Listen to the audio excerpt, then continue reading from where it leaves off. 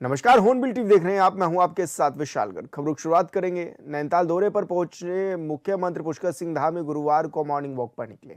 इस दौरान उन्होंने स्थानीय लोगों से मुलाकात कर उनका हालचाल भी जाना। साथ ही सरकार की ओर से संचालित विकास परक और जनकल्याणकारी योजनाओं का भी फीडबैक लिया।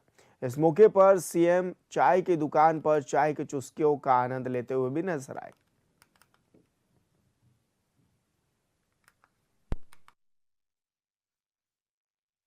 करण की राजनीति की है देश के अंदर, वोट बैंक की राजनीति की है। अब देश के अंदर जब अभियान चलाया जा रहा है, ऐसे लोगों का जो घुसपैठिए हैं, जो गलत तरीके से आए हुए हैं, उत्तराखंड के अंदर भी बड़ी संख्या है। और हमने इसीलिए राज्य के अंदर पिछले 10 सालों का पूरा एक वेरिफिकेशन ड्राइव हम इस पर चला रहे हैं कि जिन्होंने गलत तरीके से यहाँ पर राशन कार्ड बनाए हैं, यहाँ पर वोटर आईडी बना ली है, या आईडी या आधार कार्ड ले लिया है, बिजली के कनेक्शन ले लिए हैं, तमाम प्रकार की जो सुविधाएं जो उनको नहीं मिल सकती हैं, जिसकी वो पात्रता में नहीं आते हैं, उनको भी ये सब मिल गए हैं। और यही हमारी डेमोग्राफी जो ख़राब हो रही है, उसके लिए हमारे लिए बड़ा चैलेंज है। देवभूमि का मूल अस्तित्व बना रहना चाहिए, यहाँ के सांस्कृतिक मूल्य बने रहने चाहिए।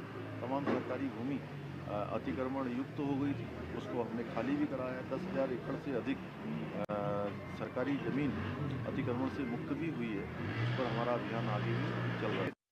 अंतर्राष्ट्रीय सहकारिता वर्ष 2025 के उपलक्ष्य में हल्द्वानी में आयोजित 7 दिवसीय सहकारिता मेले में शिरकत करने के बाद सीएम धामी नैनीताल पहुंचे, जहां उनका पार्टी कार्यकर्ताओं और अधिकारियों ने भव्य स्वागत भी किया। इस दौरान सीएम धामी ने जहां कानून व्यवस्था, विकास कार्यों और डेमोग्राफी को लेकर सख्त निर्देश दिए, वहीं राज्य के विकास में सबकी भागीदारी को और बेहतर करने का भी संदेश दिया। उन्होंने कहा कि राज्य लगातार प्रगति कर रहा है, लेकिन इससे अति उत्साहित होने की जरूरत नहीं है। विकास के इस क्रम को बनाए रखने और उससे नई ऊंचाइयों तक पहुंचाने के लिए अभी और भी प्रयास करने होंगे। मुख्यमंत्री ने राज्य में बिगड़ती कानून व्यवस्थाओं पर भी सख्त रुख अपनाया है। उन्होंने अधिकारियों को स्पष्ट निर्देश दिए हैं कि वो राज्य में लॉ एंड ऑर्डर को हर हाल में मेंटेन करें और कानून का राज स्थापित भी करें। उन्होंने साफ तौर पर कहा है कि किसी भी सूरत में कानून व्यवस्था से समझौता बर्दाश्त नहीं किया जाएगा।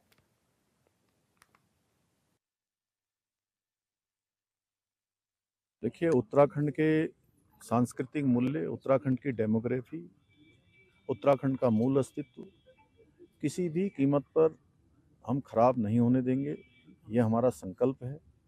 अभी तक यहाँ की डेमोग्राफी को जो नुकसान हुआ है, सांस्कृतिक मूल्यों के साथ जो छेड़छाड़ हुई है, उसको लेकर हमने पूरी सख्ती के साथ सभी जिलों में सभी प्रशासन के अधिकारियों को कहा है कि पिछले 10 सालों का जो भी यहाँ पर डेमोग्राफी में चेंज आया है, जो गलत तरीके से राशन कार्ड, आधार कार्ड, वोटर आईडी, बिजली के कनेक्शन, अन्य जो पात्रता की श्रेणी में ना आने वाले, उनको पात्रता की श्रेणी में लाया गया है, उसकी सघन जांच चलाई जाए, उनकी जांच की जाए और कार्रवाई।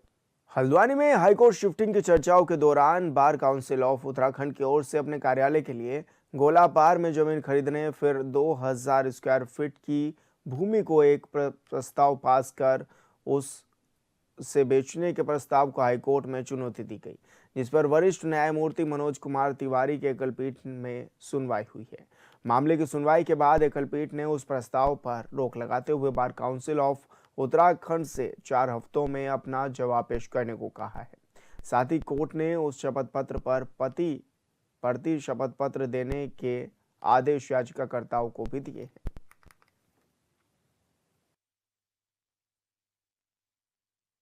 ये हाईकोर्ट शिफ्टिंग का मामला चल रहा है बहुत समय से कि नैनीताल की जगह हल्द्वानी शिफ्ट किया जाए।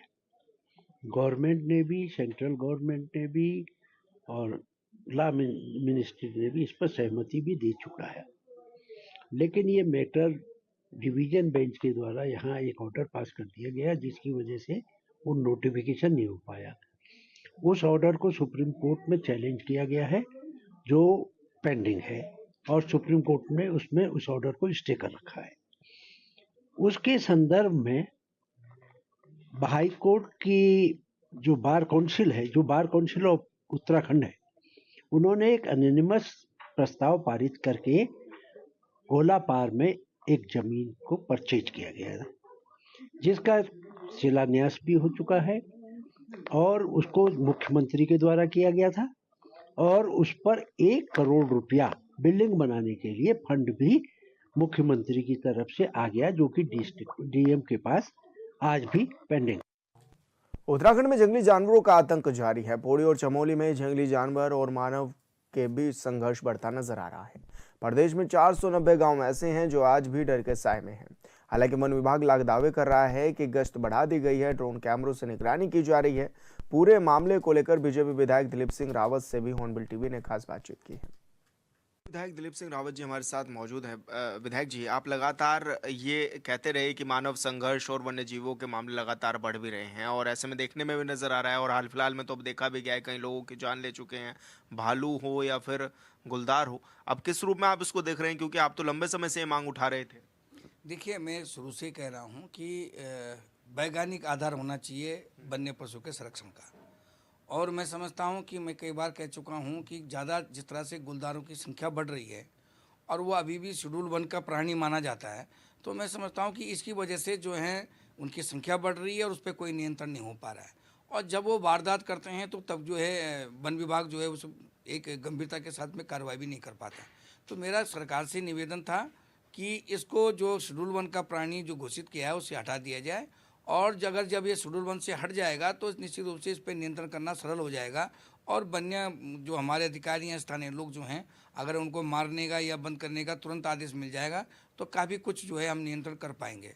और दूसरी बात ये कि हमको अभी चाहे फसलों का है चाहे अगर मानव क्षति होती है तो उसका मुआवजा भी बढ़ना चाहिए। भले मैं स्वागत करता हूँ सरकार का, माननीय मुख्यमंत्री जी का, कि उन्होंने 6 लाख से बढ़ाकर जो है 10 लाख, मैंने मांग तो करी थी 15 लाख की, लेकिन 10 लाख कर दिया तो वो स्वागत योग्य है। और मैं समझता हूँ कि इसको भी 15 लाख कर दें तो ज़्यादा अच्छा होगा। अच्छा, क्योंकि धामी सरकार ने बड़ा फैसला भी लिया है। अब ये भी कहा जा रहा है कि जो जंगली जानवरों से घायल हो जाते हैं लोग, उनका उपचार पूरी तरह सरकार उठाएगी। और निश्चित रूप से सरकार, मुझे लगता है कि जिस तरह से हम लोगों ने दबाव बनाया, हम सब लोगों ने बातें रखी हैं, तो सरकार को भी लगता है कि वास्तव में ये बड़ी गंभीर समस्या है। और पहाड़ों में जिस तरह से पलायन हो रहा है तो एक कारण उसमें वन्य पशुओं का आक्रमण भी है। तो अगर सरकार ने ये काम किया तो बहुत अच्छा, मैं उनका स्वागत करता हूँ। और उनको और भी सुविधाएं लोगों को मिल जाएं तो लोग ये समझते हैं कि हाँ कि वन्य प्राणी जो हैं उनसे हमको नुकसान ज़्यादा नहीं हो पाएगा। और अगर उनकी बातें सुनी नहीं जाएगी, उनकी बात को अनदेखा किया जाएगा तो निश्चित रूप से कि स्थानीय लोग जो हैं उसका विरोध भी करेंगे और मुखर होकर जो है सामने आएंगे और आंदोलन भी करेंगे। तो मेरा यही निवेदन है कि सरकार जो है इसको गंभीरता से समझे और जिस तरह से कोई गांव, कोई पहाड़ का कोई क्षेत्र ऐसा नहीं है जहां भालू और गुलदार का आक्रमण नहीं हो रहा है। तो ये बड़ा गंभीर विषय पहाड़ के लिए हो गया है। तो निश्चित रूप से सरकार को जो सोच रही है उसका स्वागत है और भी अच्छी तरह से उसको और काम करना चाहिए। चारों धामों के कपाट तो बंद हो गए, इस बार श्रद्धालु बड़ी संख्या में पहुंचे, हालांकि कई बार ब्रेक भी लगाना पड़ा यात्रा पर। क्या लगता है आपको, शीतकाल यात्रा के लिए अब किस तरह से तैयारी भी कर रही है आपकी सरकार? देखिए, आप ये समझिए कि आज से उत्तराखंड बनने से पहले और अब कम से कम 10 गुना ज़्यादा जो है संख्या बढ़ गई है पर्यटकों की। तो निश्चित रूप से हमारा जो मैकेनिज्म है वो उसी तरह से अलर्ट भी होना चाहिए, उसी तरह से उसकी भी व्यवस्था होनी चाहिए, ढांचा उसी तरह से बढ़ना चाहिए। लेकिन ये तो बड़ी अच्छी बात है, सुखद है परिणाम कि उत्तराखंड में जो है एक तो शांत परिवेश है तो पर्यटकों की संख्या बढ़ रही है, दूसरा धार्मिक पर्यटक भी काफ़ी 10 गुना बढ़ गया है। तो निश्चित रूप से जो शीतकालीन यात्रा हमारी सरकार के द्वारा की जा रही है वो भी स्वागत योग्य है और अच्छी व्यवस्था हो जाए और भी अच्छी व्यवस्था की जानी चाहिए ताकि कोई भी पर्यटक आए तो अगली बार पुनः दोबारा आने की इच्छा करें। 25 सालों का सफर उत्तराखंड ने तय किया, क्या लग रहा है आपको कि कितने आयाम अभी तक छू पाया है प्रदेश और अभी कितना बाकी है? क्योंकि विकास कार्यों की आप लोग बात करते हैं और विपक्ष ये गिनाने पर रहता है कि विकास नहीं विनाश हो रहा है। देखिए, मैं आपको बता दूं कि विकास के बारे में मैं बता दूं कि बहुत सारी चीज़ें हमने प्राप्त कर ली हैं। आप ये समझो कि जो उत्तराखंड बनने से पहले हमारी कई विद्युत परियोजनाएं थी जो नहीं बनी थी वो भी बन गई हैं, कई बनी हैं, कई अभी प्रस्तावित हैं। और इसी तरह से आप सड़कों के मामले में देखोगे तो कम से कम हमने इस टाइम दुगुना या तिगुना जो है विस्तार कर दिया है सड़कों का। ऐसे ही पर्यटक जो कभी 4 या 5 लाख की संख्या में आते थे, आज वो कम से कम 1 करोड़ की संख्या में आ रहे हैं। तो निश्चित रूप से बहुत कुछ प्राप्त किया है, लेकिन बहुत और भी प्राप्त किया जा सकता है। तो मैं समझता हूँ कि उत्तराखंड का भविष्य उज्जवल है और निश्चित रूप से भविष्य में जो है और भी अच्छा इसका अच्छा विकास कार्य कर पाएंगे। 2027 में विधानसभा के चुनाव होंगे और ऐसे में कांग्रेस अब एकजुटता के साथ नजर आ रही। कांग्रेस कह रही है कि 40 सीटें हम लेकर के आएंगे कम से कम प्रदेश में, और साथ ही हरीश रावत तो ये भी कह रहे हैं कि आपका जो चुनावी रथ होगा 2027 का, उसको रोकने का काम करें। देखिए, मैं आपको ये बता दूं कि कांग्रेस में सबसे बड़ा मुद्दा इस समय सरकार पाना न पाना ये नहीं है। उनका विशेष है कि हम एक मत कैसे हो जाएं, हम एकजुट कैसे हो जाएं। अभी सारी ऊर्जा उनकी एकजुटता में लग रही है। तो मैं समझता हूं कि ईश्वर करे उनकी एकजुटता हो जाए, जो बड़ा संभव कार्य है। और अगर हो गई तो निश्चित रूप से कहीं भी लड़ाई में हमारे साथ आ पाएंगे। अच्छा, प्रधानमंत्री नरेंद्र मोदी जी अभी आए थे, उन्होंने कहा था कि योगा सेंटर स्थापित किए जाएं जगह जगह, ताकि लोग जो हैं वो फिट रह सके। हालांकि उत्तराखंड के लोग काफ़ी फिट भी रहते हैं, लेकिन इससे पहले जब आए थे तो डेस्टिनेशन वेडिंग की उन्होंने बात की थी कि जब आते हैं उत्तराखंड में तो अपने बच्चों की शादी उत्तराखंड में करें। किस रूप में आप इस दोनों अभियानों को देख रहे हैं और उनके कहने से कितना परिवर्तन नज़र आ रहा है? देखिए, माननीय मोदी जी तो इस समय में समय से वर्ल्ड के एम्बेसडर बन चुके हैं। और जो चीज़ वो कभी कहते हैं तो लोग तुरंत उस पे उस योजना की ओर दौड़ पड़ते हैं। आप ये देखेंगे, आप ये देखना, उनके ऐलान से पहले कितनी शादियाँ यहाँ बाहर के लोगों की होती थी। आज उनकी संख्या कम से कम दुगनी हो गई है, तिगुनी हो गई है। तो मैं समझता हूँ कि ये भी एक बहुत अच्छा एक उन्होंने सुझाव दिया और जिसका फ़ायदा जो है उत्तराखंड को मिल रहा है। अच्छा, वोट चोरी के आरोप जो कांग्रेस लगाती है, और अब तो वो कहने लगे कि उत्तराखंड में भी वोट चोरी करके आप लोग जीते। देखिए, मैं तो बड़ा बड़ा हंसी आती है मुझे कांग्रेस के लोगों में कि एक तरफ तो वो चुनाव में भाग भी लेते हैं और चुनाव के रिजल्ट आने तक वो जीतने का दावा भी करते हैं, और सारे उपक्रम जो ही रिजल्ट आए त्यों ही कहते हैं कि वोट चोरी हो गई है। तो मैं समझता हूँ कि अगर उनको वोट चोरी का अंदेशा है तो उनको बाइकाट कर देना चाहिए कुछ चुनाव का, और तब जाके जो है सुधार उनकी बात को सुना जाएगा। अगर वो चुनाव में भाग लेते हैं तो इसका मतलब है कि वो खाली राजनीतिक शोसेबाजी के लिए बातें कर रहे हैं। अच्छा, उपनल कर्मियों के लिए एक बड़ा फैसला राज्य सरकार की ओर से लिया गया है, लेकिन जो बेरोजगार संघ है वो कह रहे हैं कि अगर उपनल कर्मियों को नौकरी दे देंगे तो हमारे रोजगार का क्या होगा। तो कहीं ना कहीं असमंजस की स्थिति है दोनों संघों में। किस रूप में आप देख रहे हैं इसको? देखिए, आउटसोर्सिंग से कोई भी व्यक्ति लग रहा है तो वो टेम्परेरी होता है, ये बात सभी जानते हैं और वो जो लगे हैं वो भी जानते हैं। लेकिन ये बात सही भी है कि एक समान काम वेतन होना चाहिए। अगर उन्होंने अगर सब काम बराबर कर रहे हैं तो उनको समान वेतन मिलना चाहिए। ये इसका जो सरकार ने निर्णय लिया है वो निश्चित रूप से बहुत बड़ा स्वागत योग्य है। लेकिन ये भी बात सत्य है कि अयोग्य व्यक्ति जो है बैकडोर से नहीं आने चाहिए। बेरोजगारों की मांग का मैं बहुत सारा समर्थन भी करता हूँ कि भाई जो भी आए वो काबिल आए और परीक्षा के द्वारे आए। बैकडोर का टेम्परेरी व्यवस्था है तो कुछ टेम्परेरी रहने जाए, क्योंकि इससे गुणवत्ता में और प्रदेश की विकास में भी फर्क पड़ता है। अगर अच्छे लोग, अगर क्षमतावान लोग अगर नौकरी करेंगे तो निश्चित उसका परिणाम अच्छा होगा। तो मैं समझता हूँ कि आउटसोर्सिंग को हतोत्साहित करना चाहिए और सीधी भर्ती करनी चाहिए। धन्यवाद। हमसे बातचीत करने के लिए हॉर्नबिल टीवी के साथ दिलीप सिंह रावत जी थे, जो कि तमाम विषयों पर हमारे साथ बातचीत कर रहे थे। हॉर्नबिल टीवी के लिए देहरादून से विशाल गर्ग। डॉक्टर उर्मिला सनावर के प्रेस कॉन्फ्रेंस के बाद अब हरिद्वार के पूर्व विधायक सुरेश राठौर खुले तौर पर मीडिया के सामने आए और उन्होंने साफ कहा है कि कुछ लोग उनकी राजनीतिक छवि को धूमिल करने की कोशिश कर रहे हैं। राठौर ने आरोप लगाए हैं कि उर्मिला सनावर उन्हीं लोगों में शामिल है और ये पूरा मामला श्री गुरु रविदास महापीठ को तोड़ने का एक बड़ा षड्यंत्र है।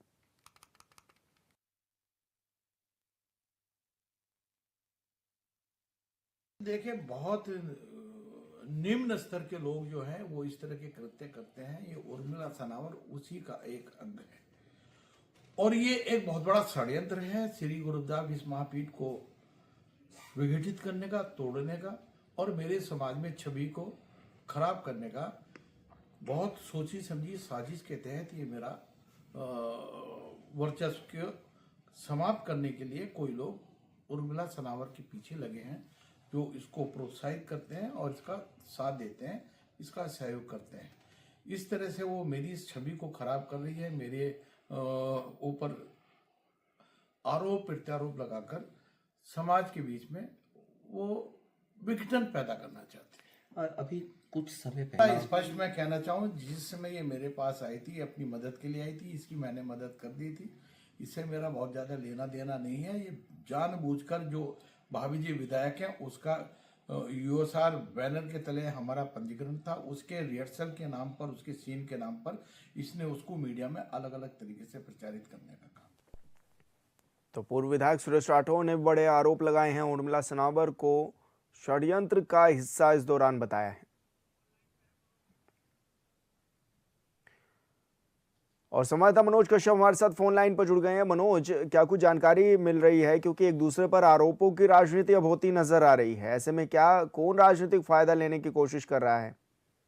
बिल्कुल देखिए विशाल, लंबे समय से पूरा जो विवाद है ये चल रहा है ज्वालापुर के जो पूर्व विधायक है सुरेश राठौर और जो अभिनेत्री है उनके बीच में ये पूरा जो है मामला चल रहा है। हालांकि यहाँ पे सबसे पहले जो सुरेश राठौर की जो फैमिली थी उनके द्वारा एक प्रेस कॉन्फ्रेंस की गई, तो कहा गया था कि जो सुरेश राठौर है उनको बदनाम करने की कोशिश की जा रही है। ये भी कहा गया था कि कुछ ऐसे बड़े जो नेता है वो कहीं ना कहीं अभिनेत्री के पीछे उनको सपोर्ट कर रहे। यहाँ पे ये भी उन्होंने बताया है, एक बड़ा आरोप ये उन्होंने लगाया कि यहाँ पे एक मूवी की शूटिंग की जा रही थी, भाभी जी विधायक है, तो उसी के जो तमाम जो सीन थे उनका रिहर्सल जब चल रहा था तो तब ये वीडियो जो थे वो शूट किए गए थे। लेकिन अब उनको मीडिया और सोशल मीडिया के माध्यम पे अलग अलग तरीके से जो है यहाँ पे जो पेश किए जा रहे हैं। कहीं ना कहीं जिस तरीके से अभी 2 दिन पहले भी जो यहाँ पे उर्मिला थी, जो अभिनेत्री उर्मिला थी, उनके द्वारा भी प्रेस कॉन्फ्रेंस की गई थी, तो बताया गया था कि यहाँ पे उनके द्वारा शादी भी की गई और यहाँ पे जो करवा चौथ तो तमाम अन्य जो प्रोग्राम की जो फोटो थी वो भी मीडिया के सामने रखी गई थी। तमाम बातों को लेकर यही कहा गया था कि जो सुरेश राठौर है वो उनके पति, उन दोनों का विवाह है। और यहाँ पे सुरेश राठौर ने बड़ा आरोप ये भी लगाया कि यहाँ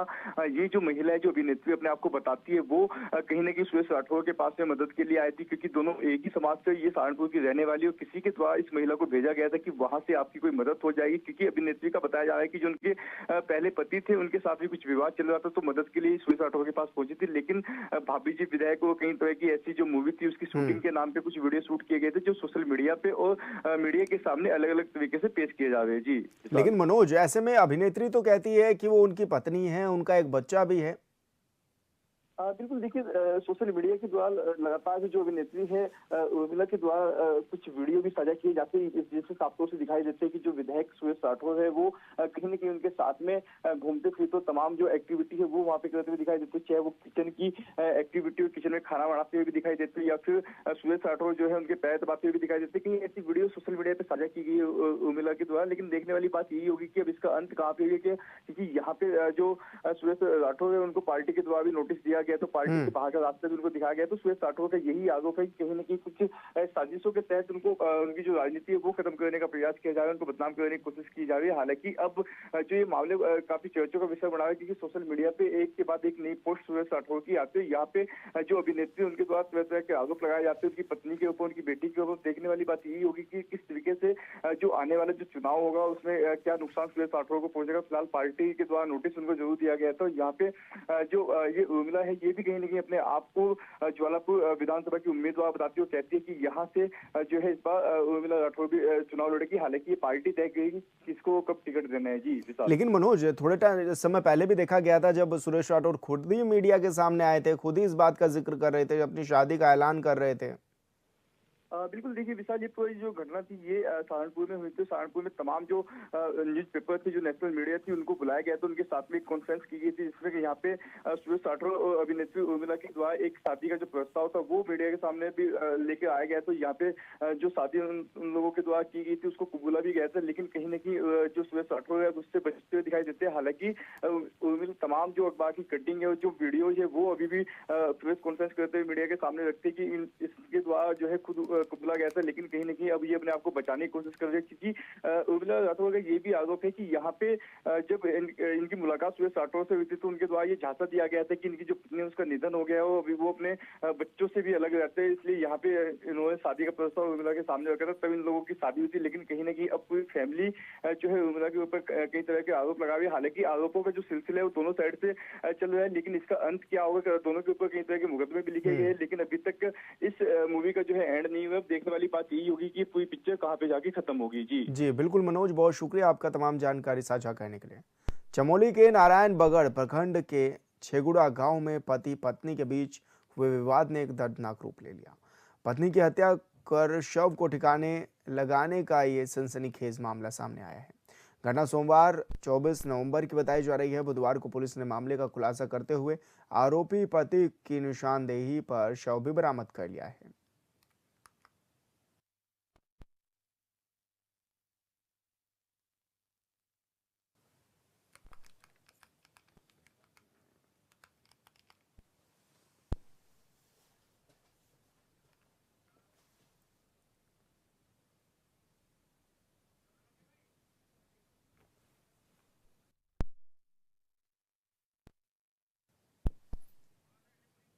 तो आपको बता दें कि दोनों के बीच कहासुनी हुई थी और इस दौरान पति ने अपनी पत्नी को मौत के घाट उतार दिया था।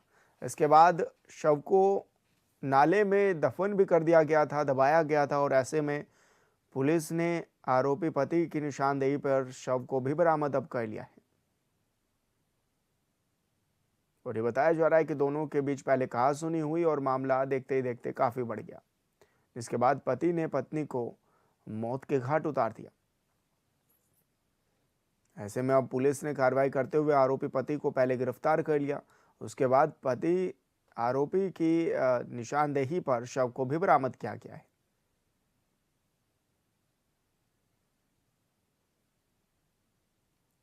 तो थोड़ी सी कहासुनी ने हिंसक रूप ले लिया और ऐसे में पति ने अपनी ही पत्नी को मौत के घाट भी उतार दिया।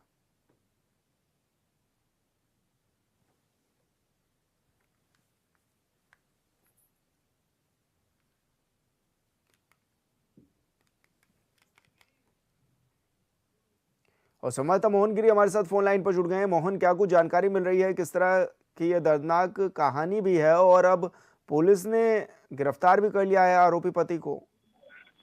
जी बिल्कुल, आपको बताना चाहूँगा कि नानबगढ़ विकास खंड से यह घटना बताई जा रही है, जहां पति पत्नी में कहासुनी के बाद पति ने अपनी पत्नी की पत्थर से पीट के हत्या कर दी है और शव को एक नाले के पास पत्थरों की ओट में दबा दिया। वहीं जब मृतका के जो लड़के हैं वो घर आए तो उन्होंने ढूंढ खोज की अपनी माँ की, लेकिन अभी तक कोई जिस तरीके से सुराग नहीं मिल पाया। उसके बाद उन्होंने थाने का रुख किया और वहां जाके एफआईआर दर्ज कराई और पुलिस की काफी खोजबीन के बाद मृतका के शव को बरामद किया जा सका है। जी बिल्कुल मोहन, बहुत शुक्रिया आपका तमाम जानकारी साझा करने के लिए। कोतवाली रोड की पुलिस ने शहर भर में पतंग और चाइनीज मांझा बेचने वाली दुकानों के खिलाफ अभियान चलाया। इस दौरान टीम ने कई दुकानों की सघन चेकिंग करते हुए अवैध चाइनीज मांझा रखने वालों को कड़ी चेतावनी भी दी। पुलिस ने दुकानदारों को स्पष्ट निर्देश दिए हैं कि चाइनीज मांझा किसी भी हालत में बेचा ना जाए। अधिकारियों ने कहा है कि प्रतिबंधित मांझा बेचते पाए जाने पर सख्त कार्रवाई भी की जाएगी।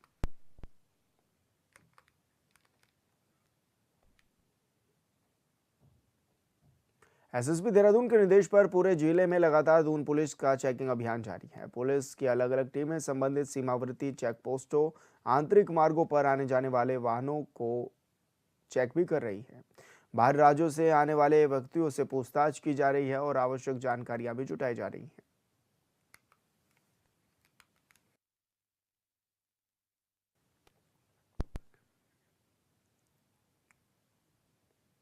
और फिलहाल इस बुलेटिन में इतना ही। आप देखते रहिए हॉर्नबिल टीवी। नमस्कार।